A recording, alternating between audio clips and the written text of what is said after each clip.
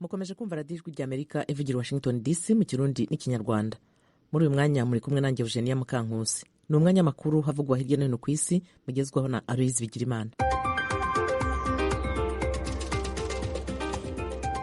Mwaramutse Eugenie, mwaramutse abaduteze amatwi. Turayahera mu karere k'ibiyaga binini. Urwanda ejo ku munsi wa mbere rwagirije umugwi wa ONU muri Repubulika ya Demokarasi ya Kongo uzwi ku izina rya MONUSCO ko wafashe uruhande wegamiye ko ufasha leta ya Kongo.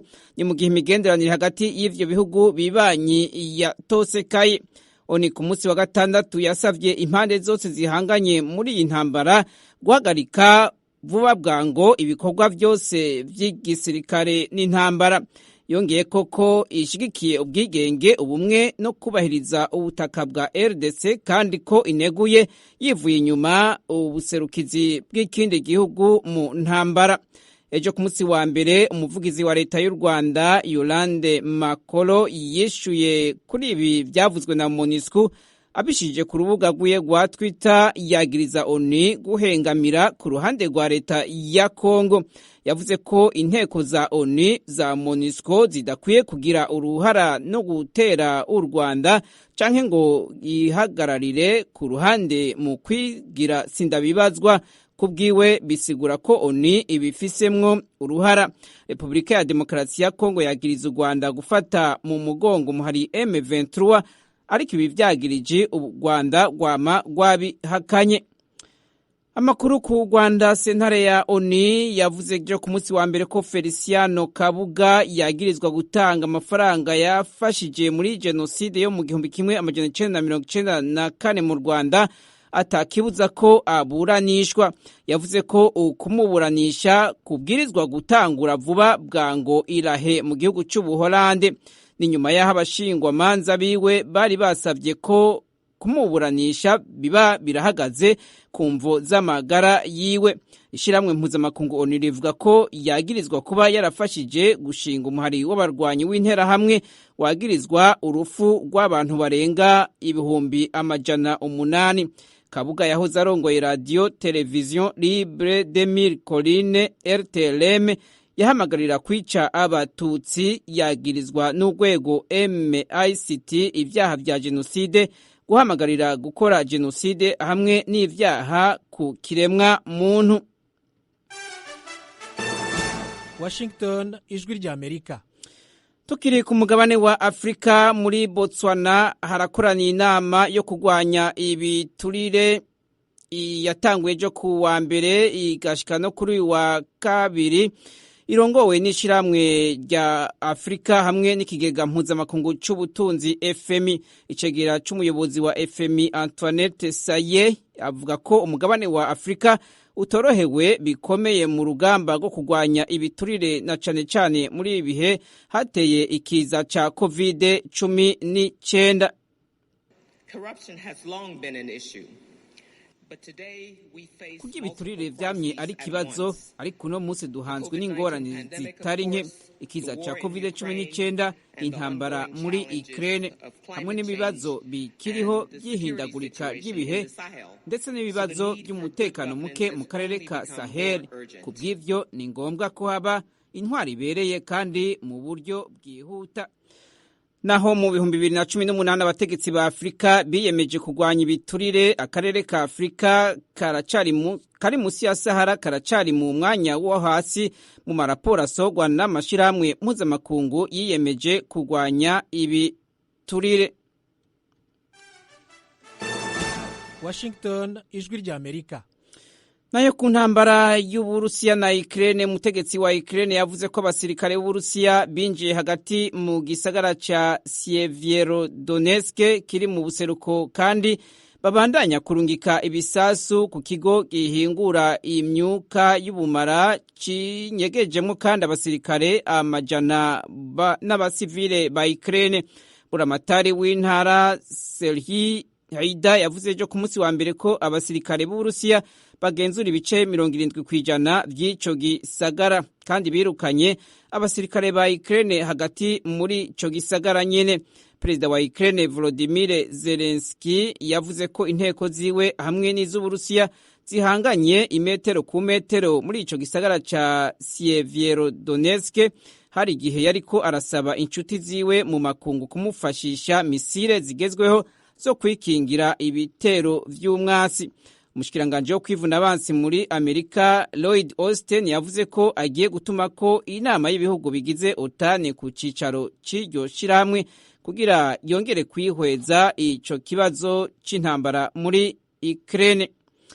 Hano muri Leta z'Ubumwe za Amerika, Perezidansi ya Amerika yavuze jo ku munsi wa mbere ko Perezida Joe Biden yifuza ko abashinga amateka baherutse kwemeza amategeko ku bijanye n'inkoho baca bayagira amategeko agatangura gukora bakagenzura abatunze n'abifuza kugura inkoho kugira bakomeze umutekano ku mashuri ndetse no kwitaho ibibazo vy'ingwara zo mu mutwe. Ni nyuma y'aho inkoho zidasiba guhekura abanyamerika, benshi muri bo abana bicwa n'abatunze izo nkoho mu buryo busanzwe bwemeye n'amategeko, kandi bamwe bakaba batunze n'inkoho zisanzwe zikoreshwa n'igisirikare. Perezida Biden ku munsi w'Imana yari yavuze ko ivyo abo bashinga amateka bumvikanye ko bitarimwo ivyo yari yifuza vyose, ariko ko ari intambwe zishimishije mu nzira nziza yo kurwanya ubwicanyi hano muri Amerika. Yemeza kandi ko mu gihe yokwemezwa yobara amategeko ku nkoho ashimishije Kongrese itigeze itora ngo yemeze.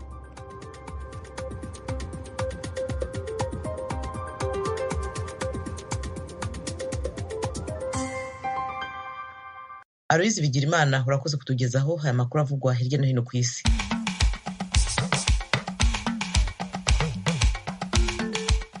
Tujye noneho mu karere k'ibiyaga bigari bya Afurika. Ku mupaka wa Repubulika ya Demokarasi ya Kongo na Uganda, umujyi wa Bunagana waba uri mu maboko y'inyeshyamba za M23. Abanyekongo benshi barahunze. Kigaragarira amaso hari Nyakabande, hari abantu benshi cyane n'abana bato babonaga wagatekereje ko ari nk'ishuri ry'abana. Abagore n'abana nibo benshi nibo biganje mu bantu bari hari. Uwo ni umunyamakuru w'ijwi rya Amerika Ignatius Bahizi udukurikiranira amakuru ari kuri uwo mupaka. Uburundi n'Uburusiya bitangiye icyiciro gishya cy'umubano ushingiye ku buhahirane busesuye. Ino muri Leta Zunze Ubumwe za Amerika ejo kuwa mbere hakomeje kumvikana abatangabuhamya mu iperereza ku mvururu zo ku itariki 6 ukwezi kwa mbere 2021 zatejwe n'abashyigikiye uwari Perezida Donald Trump ku ngoro y'inteko ishinga amategeko. Izi nkuru hamwe n'izindi twabateguriye ku buryo burambuye ni mu mwanya muto, nimujye kure ya radiyo yanyu. Umujyi wa Bunagana uherereye mu majyaruguru y'Iburasirazuba bwa Repubulika ya Demokarasi ya Kongo wigaruriwe n'inyeshyamba za M23. Abanyekongo bahunze ari benshi berekeza muri Uganda.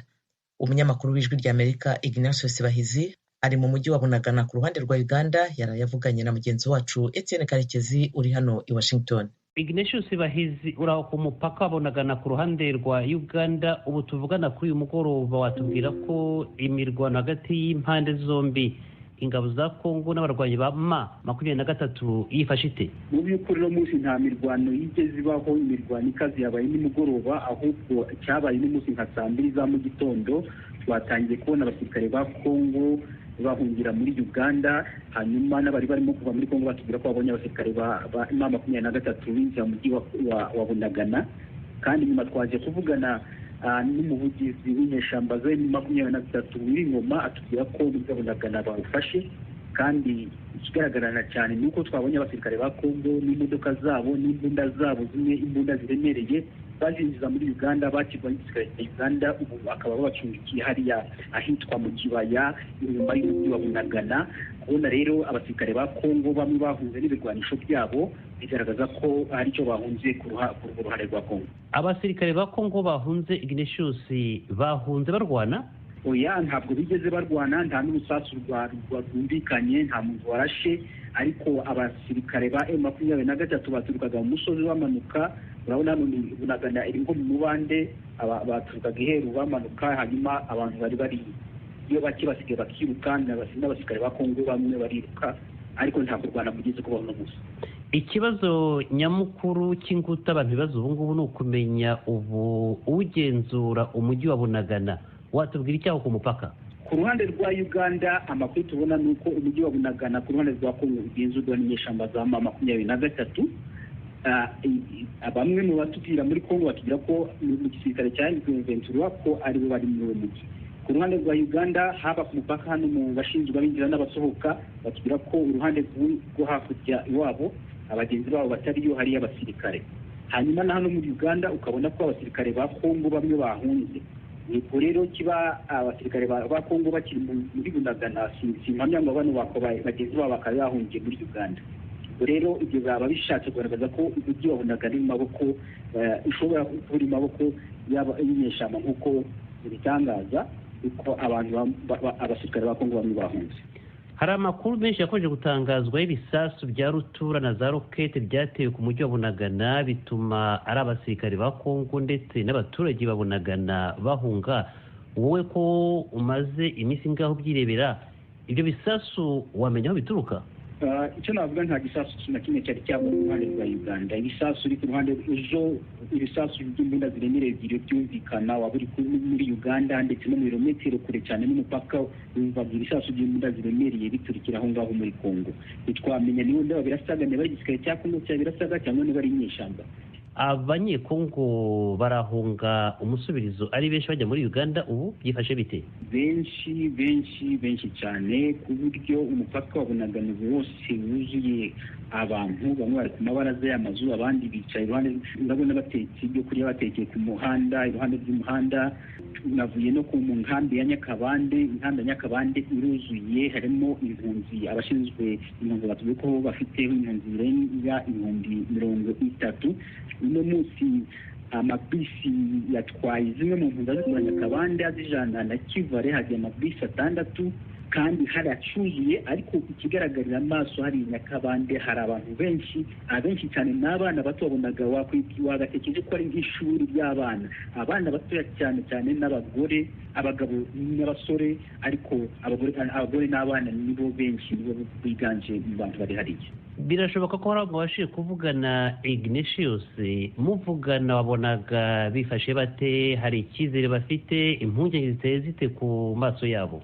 Bari bashavuye cyane bagaragara nk'abo ku mupaka Bunagana nabo nta n'imfashanyo ubona ko banyotewe basa nk'abarwaye bakorora barwaye ibicurane bananiwe abandi baryamye mu byatsi. Mbese urabona ko abantu bananiwe. Ariko hano mu Nyakabande aho impunzi zakirirwaho twagezeho mu masaha y'amanywa bafata ifunguro. Hari batonze imirongo miremire cyane. Hari ahantu bagaburira hagera nko kuri 5. Abo twavuganye rero hariya batubwiye ko bamwe bari bahamaze n'ukwezi ko murabona batangiye kera. Barabona ibyo kurya, bakabona aho kuryama, bakabona amazi meza, ndetse hari naho bigishiriza abana bato barimo kwiga. Bamwe bakabakorera ibyo ubuvuzi, bakabakingira indwara, batwite bakabafasha. Hagati aho umutwe wa M23 warabitangarije amahanga ko kuva mu gitondo cy'ejo kuwa mbere bamaze kwigarurira umujyi wa Bunagana. Muri iryo tangazo wasabye perezida wa Kongo Felix Tshisekedi guhagarika kubagabaho ibitero ahubwo akemera kugirana ibiganiro nabo. Tukivuga kuri iki kibazo cy'umutekano muri Kongo, ikigo cyiga ibijyanye n'ingamba zafatwa ku bibazo mpuzamahanga gikorera inaha i Washington DC kuri uyu wa gatanu ushize cyagiranye ikiganiro n'impuguke Jason Stearns. Uyu Stearns ni umwarimu akaba yaranashinze ikigo cy'ubushakashatsi ku bibazo byo muri Kongo. Kuri ubu yigisha muri kaminuza ya Simon Fraser i Vancouver muri Canada. Mugenzi wacu Tim Ishimwe yakurikiranye icyo kiganiro cyanyuze kuri YouTube maze adutegurira inkuru ikurikira. Ni ikiganiro kibanze ku bibazo by'umutekano mu burasirazuba bwa Repubulika ya Demokarasi ya Kongo, umubano utameze neza hagati y'u Rwanda na Kongo n'uburyo ibyo bibazo byabonerwa umuti biciye mu nzira ya diplomasi. Kongo ivuga ko ifite ibimenyetso byerekana ko u Rwanda rufasha M23, ariko u Rwanda rwagiye rwumvikana kenshi ko ibyo atari byo. Muri iki kiganiro Justin Stearns yumvikanishije impamvu yaba yaratumye M23 ihitamo intambara. Well, I think for me I think a good starting point is November of last year. Kuri njye ntekereza ko aho umuntu yahera ari mu kwezi kwa 9 umwaka ushize no mu 2013 aho mu buryo bwa gisirikare M23 yatsinzwe kubera igitutu mpuzamahanga yashyizweho n'ubufatanye mu by'igisirikare cya Kongo n'umuryango w'abibumbye. Ariko noneho ikibazo kikaba nyuma y'aho igice kimwe cyayo cyahungiye mu Rwanda no muri Uganda aho bagumye bafashwa, ariko ikibazo cyabo ntigikemuke. Nyuma ubuzima bari barimo bukabahatira gusubira muri Kongo, aho bageze ntibafungwa ariko baguma bari aho gusa ahantu hameze nko mu kirere. Hagati aho bakomeje gukoresha inzira zose zitanga igisubizo, harimo no kohereza itsinda Kinshasa rihagarariye umutwe wa M23. Mu myaka yari yabanje abayoboke ba M23 bayobowe na Makenga batangiye gukora udutero shuma hafi y'umupaka Kongo hana n'u Rwanda na Uganda mu gace ka Bunagana. Ibi byatangiye mu kwezi kwa 9 umwaka ushize. Ikibazo umuntu yakwibaza ngo kuki byatangiye mu kwezi kwa 9 umwaka ushize. Ikibazo kiri hagati y'ibihugu byombi hashingiwe ku byo buri gihugu kimwe gishinja ikindi ntabwo ari gishya. Impuguke Stearns yasobanuye impamvu umutwe wa M23 leta ya Kongo ishinja u Rwanda gutera inkunga ya gisirikare wakomeje kugaragara uhanganye na leta ya Kongo, ndetse anagaruka ku mpamvu ibibazo byatangiye mu kwezi kwa 9. Well, I think there's two main reasons. In part, as I just laid out, the M23's problems had never been solved, and so they wanted to push their own. Ntekereza ko ari impamvu nyinshi. Nk'uko nabivuze, nuko ibibazo byabo bitigeze bikemurwa. Bashyize igitutu kuri leta kugira ngo ibyifuzo byabo bisubizwe. Hanyuma hakiyongeraho komisiyo yashyizweho yo kurwanya imitwe yose yitwaza intwaro mu burasirazuba bwa Kongo harimo na M23. Icyo nicyo numva gishobora kuba ikibazo nyamukuru gituma M23 igerageza gushakisha ejo hayo hazaza. Ikindi gishobora kuba kiri inyuma y'ibi ni ibibazo bya politiki y'akarere, aho n'ubundi mu kwa 9 k'umwaka ushize Felix Tshisekedi yasabye ubufasha igisirikare cya Uganda ngo kijye kubafasha mu bikorwa byo kurwanya imitwe harimo n'uwa ADF urwanya Uganda. Ibi ni ibikorwa byatangiye hagati y'ibihugu byombi umwaka ushize. Nyuma y'amasezerano y'ubwumvikane hagati ya Uganda na Kongo mu bikorwa bahuriyeho byo kurwanya umutwe wa ADF n'indi mitwe yitwaje intwaro mu burasirazuba bwa Kongo muri operasiyo bise Shuja. Ibi bishobora kugira ingaruka mu karere. Wibuke ko u Rwanda na Uganda byagiye bigira ugushyamirana na Kongo mu bihe bitandukanye ku butaka bwa Kongo hagati y'umwaka w'1999 n'ibihumbi 2000. Bivuze ko ubu kuva Uganda igiye muri Kongo, u Rwanda rwibajije impamvu bakoze ibi, ruvuga ko bikozwe mu nyungu zabo. Bimwe mu bibazo byabajijwe Stearns n'abakurikiye ikiganiro ni uruhare ruvugwa rwa bimwe mu bihugu byo mu karere nka Kenya muri intambara ishyamiranyije M23 na Kongo. Mu gusubiza, Stearns yagize ati, Kenya is an actor now. It's never been an actor, or very rarely been. It's been a very marginal actor until now in the Congolese conflict. Kenya irimo ariko ntabwo yigeze igaragara muri ibi bibazo mbere. Mu minsi ishize Perezida wa Kenya Uhuru Kenyatta yatumiye impande zombi mu biganiro mu kwezi kwa 5, kandi n'ubu ikomeje kugira uruhare mu gushaka amahoro. Ntekereza ko Kenya iri mu mwanya mwiza wo kugira uruhare rukomeye cyane mu bijyanye n'ubukungu bw'akarere, nk'ubu ifite banki nini yitwa Equity inakorera muri Kongo. Impuguke Justin Stearns asubiza ku kibazo cyaba nk'umuti hagati y'ibibazo bivugwa hagati y'u Rwanda na Kongo, yavuze ko kuba u Rwanda rwarongeye gufungura ambasade muri Kongo na Kongo nayo ikagira ambasade mu Rwanda ari ikintu cyiza, ariko yongeraho ko ibihugu byombi bigomba kubana ndetse bikubaha n'imipaka ibihuza. Imirwano imaze iminsi ihanganishije umutwe wa M23 na Kongo imaze guhitana abantu benshi.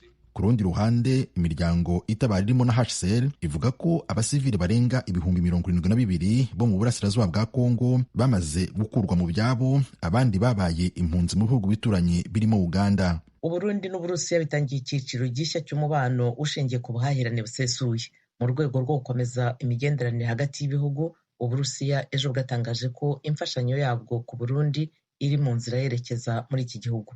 Pierre Claver Niyonkuru afite inkuru irambuye. uwuserukira Uburusiya yatangaje ko ubu igihugu ciwe kiriko kirarondera abandi bagenzi ku migabane itandukanye y'isi kuko abanyaburaya n'abanyamerika batagicana uwaka. Mu kiganiro yahaye abamenyesha makuru, Ambasaderi Valeri Mikayov yavuze ko muri iyo ntumbero imfashanyo irimwo n'igitoro iri mu nzira iva mu gihugu ciwe ija mu Burundi. Mwijwi ry'umusubiramwo mu Gifaransa, Valeri Mikayov yagize ati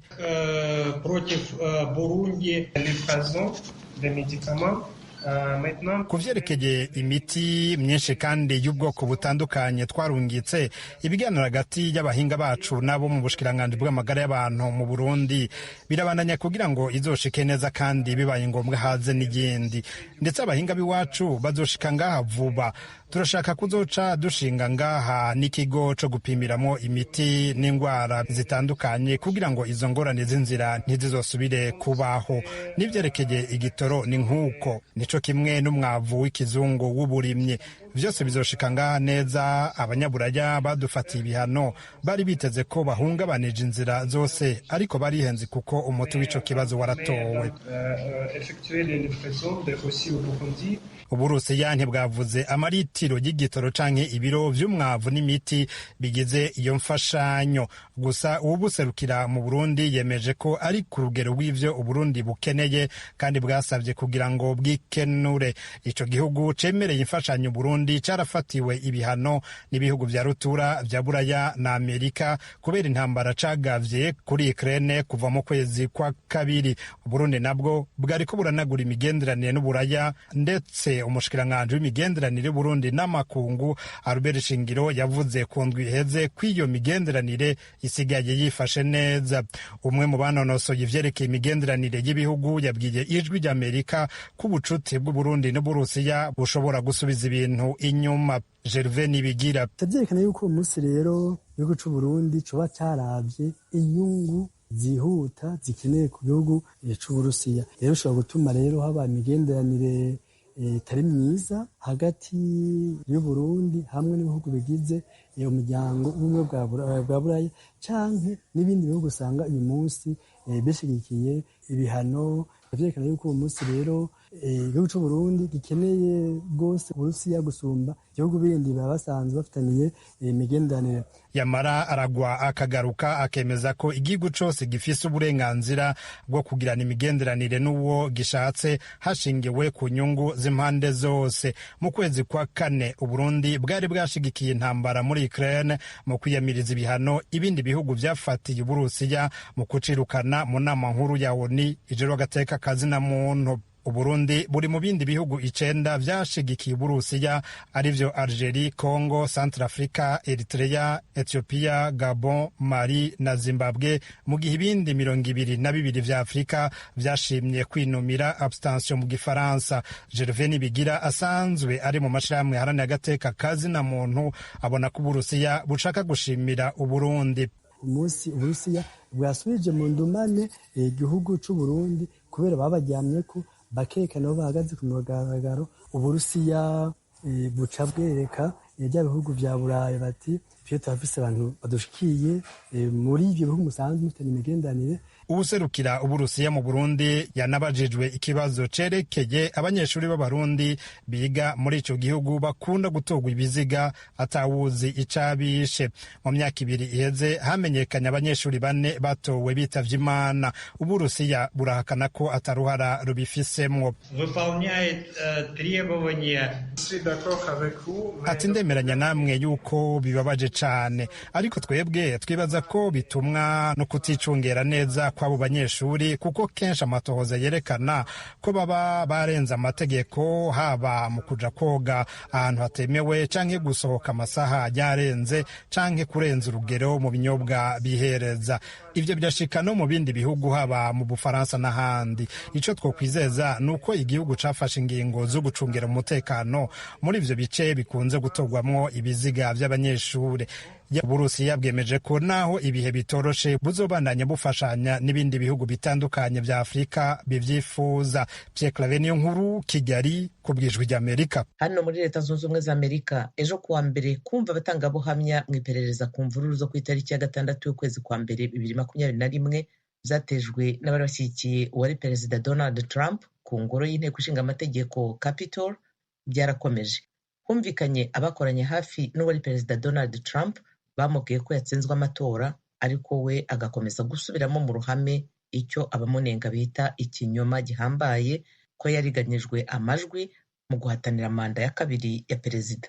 Ibindi ni mu nkuru ya Ken Bredmeyer mwumva mu ijwi rya Temistokere Mutijima. Akanama gashinzwe amaperereza kerekanye uburyo Trump yahisemo kuvuga ko yibwe mu matora y'umukuru w'igihugu ya 2020, nubwo benshi mu bakozi ba hafi ye bavuze ko Joe Biden yabonye amajwi menshi kumurusha. Ku nshuro ye ya kabiri yumvwa n'abagize aka kanama, Zoe Green, umudepite w'umudemokrate, yagize ati we n'abajyanama be ba hafi bari babizi ko ibyo avuga atari ukuri, ariko bakomeje kubikwirakwiza kugeza mbere gato y'uko itsinda ry'abashyigikiye Trump batera Capitol. Bwana Bill Stepien wari ushinzwe ibikorwa byo kwiyamamaza bya Donald Trump mu 2020 yari mu bagombaga kunyura imbere ya komite igizwe n'abadepite 9 yashyiriweho gukora ayo maperereza. Icyakora uyu ntiyabonetse kubera ikibazo cyihutirwa cy'umuryango. Bivugwa ko umugore we wari utwite yafashwe n'inda. Ibyo byatumye igikorwa cyo kumva abatangabuhamya gikererwaho iminota 45. Komite ishinzwe iperereza yatangaje ko hari kasete ya video Bwana Stepien yafashwe n'abakoraga amaperereza. Iyi ikaba ariyo yerekanywe mu cyimbo cy'ubuhamya bwe bushya. Muri iyo video, Bwana Bill Stepien yavuze ko icyifuzo yari yahaye Trump ari uko yavuga ko amajwi akibarurwa hakiri kare kwemeza ibyavuye mu matora, ariko we yishimira uko yitwaye mu kwiyamamaza. Ubundi buhamya bwerekanywe binyuze muri video nubwo umunyamategeko William Barr wahoze ari minisitiri w'ubutabera ku butegetsi bwa Trump. Bwana William Barr muri video avugamo ko yamaganye yivuye inyuma ibyo kwibwa amajwi, abifata nk'umwanda ndetse n'ubusazi. Muri video Bwana Barr yagize ati niba rwose yemera ibi bintu arimo kwitandukanya n'ukuri. Komite ishinzwe amaperereza ku byabereye kuri Capitol yanerekanye video ya Ivanka Trump, umukobwa wa Donald Trump. Ivanka Trump muri video agira ati byarigaragazaga ko kumenya uwatsinze itora bitagomba gusobanuka mu ijoro ry'umunsi w'amatora. Muri ubu buhamya bwibanze ku bahoze ari abantu ba hafi y'ubutegetsi bwa Trump, harimo n'ubwa Bwana Matthew Morgan wari umunyamategeko mukuru w'ibikorwa byo kwiyamamaza bya Bwana Trump. Mu buhamya bwa video, Matthew Morgan yavuze ko ibyo kuvuga ko habaye uburiganya ntacyo byari buhindure ku byavuye mu matora. Komite irimo kumva ubuhamya mu rwego rwo kuganira ku myanzuro y'ibanze y'ibyavuye mu iperereza imazemo hafi umwaka ku byabereye kuri Capitol ku itariki ya 6 y'ukwezi kwa mbere mu 2021. Aha ni igihe ibihumbi by'abashyigikiye Trump bateraga ingoro y'inteko nshingamategeko ubwo wari visi perezida Mike Pence n'abadepite bari bateranye ngo bemeze intsinzi ya Biden. Visi perezida w'iyi komite, umurepublikani Liz Cheney, yagize ati President Trump summoned the mob, assembled the mob, and lit the flame. Si ibyo gushidikanya ko perezida yaremye umutwe w'abagizi ba nabi, ko perezida yawushishikarije ibyo wakoze, ko yawugejejeho ijambo, yacanye umuriro. Ayo ni amagambo yavuze mu gutangiza iki gikorwa ku wa 4 w'icyumweru gishize. Yongeyeho ko itsinda ry'abanyamategeko bari bashinzwe kwiyamamaza kwa Trump bari babizi ko nta ngingo bashingiraho bemeza ko hari uburiganya, ukutubahiriza amategeko cyangwa ikindi cyashingirwaho ibyavuye mu matora biteshwa agaciro. Igikorwa cyo kumva ubuhamya cyo kuri uyu wa mbere kije gikurikira icyo kuwa 4 ushize nimugoroba cyitabiriwe cyane. Cyarimo n'ubuhamya bwerekanye inkoramutima za hafi za Trump, harimo n'umukobwa we Ivanka Trump zihakana ibirego bye by'uko habaye uburiganya mu matora. Abanyamerika hafi miliyoni 20 bakurikiranye icyo gikorwa kidasanzwe cyatambukijwe kuri televiziyo mu masaha televiziyo ziba zirebwa cyane. Ku cyumweru nimugoroba, umwe mu bahafi b'iyi komite yabwiye abanyamakuru ko izagaragaza uburyo Donald Trump yakoresheje ikinyoma cyo kwibwa amajwi nk'uburyo bwo gutesha agaciro demokarasi. Bwana Trump yahakanye ko nta kosa yakoze, ndetse we n'abamushyigikiye bamaganye iyi komite yiganjemo abademokrate nk'igamije kumusiga icyasha mu bijyanye na politiki. Abademokrate bavuga ko byari ngombwa guperereza ku bihe biteye ubwoba kandi byahitanye abantu igihugu cyanyuzemo. Ikindi bakavuga ko Madame Nancy Pelosi, perezida w'umutwe w'abadepite mu nteko y'Amerika, yashatse gushyiraho komisiyo yigenga kandi ihuriweho n'amashyaka yombi, ariko abarepublikani bakabyanga. Abantu 4 nibo bapfuye ku munsi w'igitero cy'abashyigikiye Trump kuri Capitol, umwe arashwe n'igipolisi. Abapolisi 140 nabo barahakomerekeye, ndetse umwe muri baza gupfa ku munsi wakurikiyeho. Hanyuma yaho kandi abapolisi 4 bapfuye biyahuye. Nyuma y'igikorwa cyo kuri uyu wa mbere, hateganyijwe ibindi bikorwa nibura 5 byo kumva abatangabuhamya mu ruhame bizaba mu byumweru 2 biri imbere. Nshuti mwari muduteze amatwi, ibiganiro twabateguriye kuri iyi saha naha bihumurije. Tubashimiye rero ko mwahisemo gukurikira radiyo yanyu Ijwi ry'Amerika. Abakozi kandi bagenzi banjye bose bagize uruhare muri ibiganiro byari bihagarariwe na Etienne Karekezi